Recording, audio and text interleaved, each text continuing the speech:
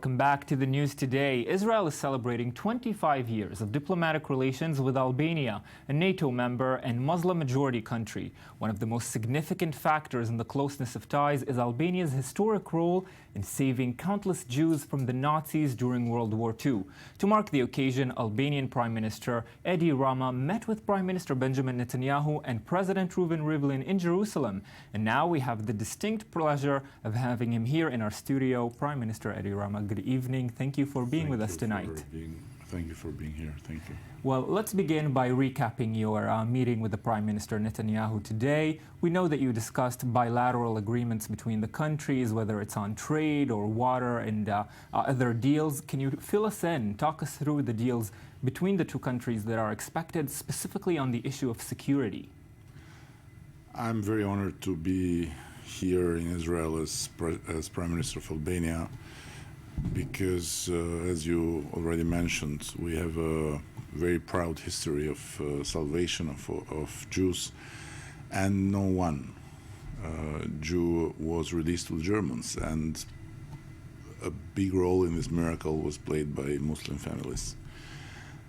And at the same time, in these 25 years, we have reconnected and strengthened our relation, which was broken unnaturally by the communist dictatorship for 50 years. We discussed with the Prime Minister Netanyahu about, of course, terrorism and the common threats that our world of democracy and human rights and certain well-defined values is facing.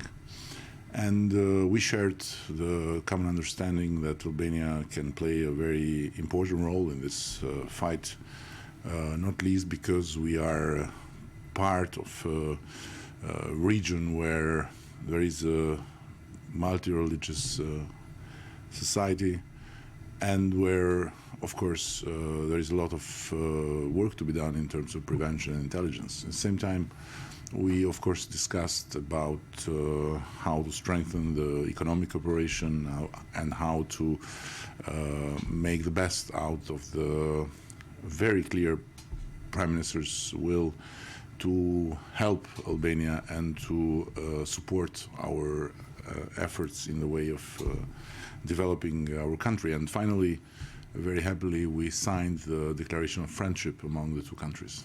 Well, I do want to expand on your point that you just made about fighting terrorism. This is, of course, a growing concern across Europe now. In neighboring Macedonia, there is already fear of an Islamist power growing. How big a concern is this within Macedonia, within Albania, excuse me?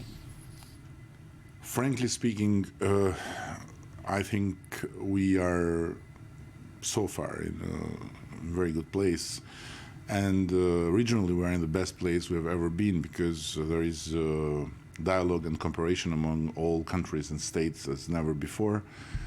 But in the same time, in Albania we have the specific situation which Pope Francis during his visit named religious fraternity among Muslims and Christians, Catholics, Orthodox, and different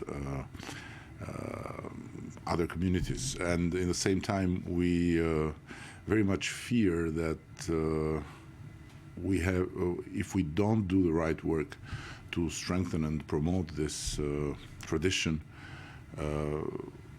we are vulnerable, and we are vulnerable in all over the region. So the fight against terrorism is not simply counter attacking by all means, but also winning the hearts and minds of people, and fighting poverty and fighting social marginalization. But concretely, with our partners, we can and we are engaged in doing much more work of intelligence and information exchange. And on the issue of vulnerability, of course, this is also related to fears within Europe.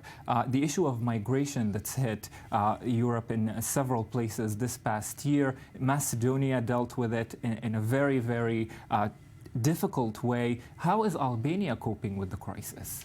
We're not touched by it because we are not part of the route which goes from Turkey to Greece, Macedonia, Serbia, and up in Northern Europe. But we are prepared to deal with it, and we are a country that know what it is to deal with fluxes and with migrations that are provoked by wars and by bloody conflicts, because we had to host 500,000 refugees that were escaping Kosovo under the pressure of the ethnic cleansing machine of then dictator in Belgrade. So we are ready to help, and we are committed to be solidarian as it is in our best tradition. And over the past few recent years on the issue of preparedness, in 2009, of course, Albania joined NATO. How does this change the country's position, especially now with the increasing conflict within the Middle East? NATO is becoming a more and more crucial and powerful player and factor. Being part of NATO for us was a dream becoming true. And it's not simply about being part of a military alliance, but it's being part of a club of countries that are together because of very clear values and principles that have to be defended.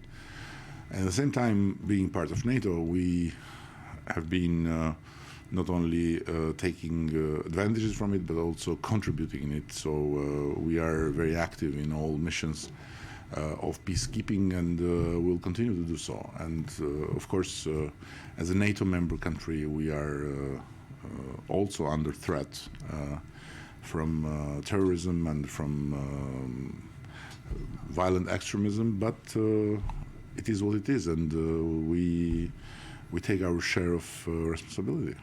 And just to close, we opened with history, looking back at that moment when Albania was refuge to Jews fleeing the Nazis. Looking to the future now, where do you see the relations between Israel and Albania going? I would like to see much more happening. I was just a few minutes ago saluting President Perez in his fantastic Center for Peace, where we talked about